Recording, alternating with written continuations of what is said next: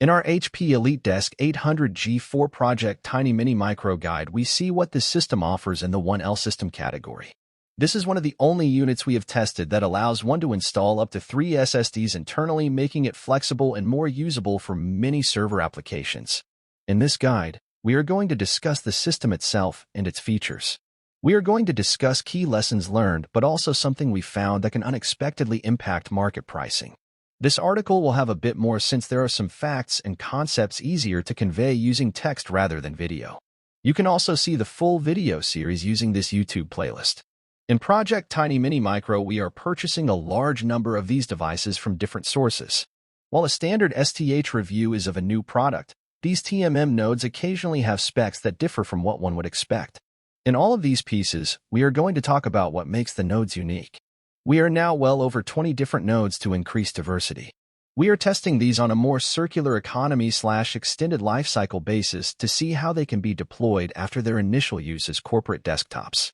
For our $400, we received a node with an Intel Core i5-8500T CPU, an 8GB SODIMM for RAM, 802.11ac Wi-Fi, and a 256GB NVMe SSD. We also got an embedded Windows 10 Pro license, which would have cost us around $140 alone.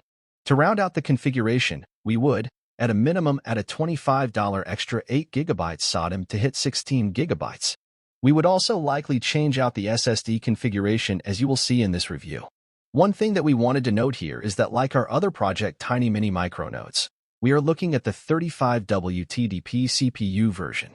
The 65W and higher TDP versions utilize a perforated top. As a result, stacking the units can create thermal issues. The 35W TDP units have front-to-rear airflow more akin to servers and high-end workstations, which avoid this airflow issue. A good way to find 35W TDP machines is to look for a T in the CPU model name.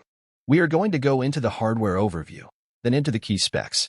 We are then going to talk a bit about performance and power consumption before getting to our lessons learned from these units and our final words. The chassis itself is a fairly standard design for a range of ProDesk and EliteDesk series systems that shared the look. It measures 177 by 175 by 34 millimeters, 6.97 by 6.89 by 1.35 inches, which puts it just over 1L in displacement. This is the same size as the HP ProDesk 400G4 Mini that we looked at. As you will see in the hardware overview, we get a lot more for the $20 premium we paid. In the front of the chassis, we get headset and headphone jacks as well as 2 USB 3.1 ports. From left to right, there are 10 gigabits per second USB 3.1 Gen 2 Type-C and Type-A ports, followed by a USB 3.1 Gen 1 Type-A port.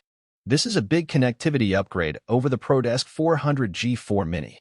We also get headphone and headset jacks on the front of the system. We like this design better than the Lenovo ThinkCentre M920 Tiny, since there is one more USB port on the front of the system. On the rear of the unit, one gets 2 DisplayPort 1.2 headers as standard in the system. There is an optional slot that can be blank, VGA, DP, or HDMI. In our system, we have a VGA port. We also have 4 USB Type-A ports.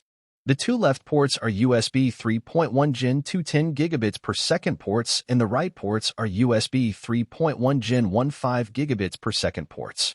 Next to the USB 3.1 Gen 1 ports, we get an NIC powered by an Intel i2-19LM controller. This is a PCH1GB NC that is used to provide vPro services along with AMT. Please subscribe to my channel for more videos.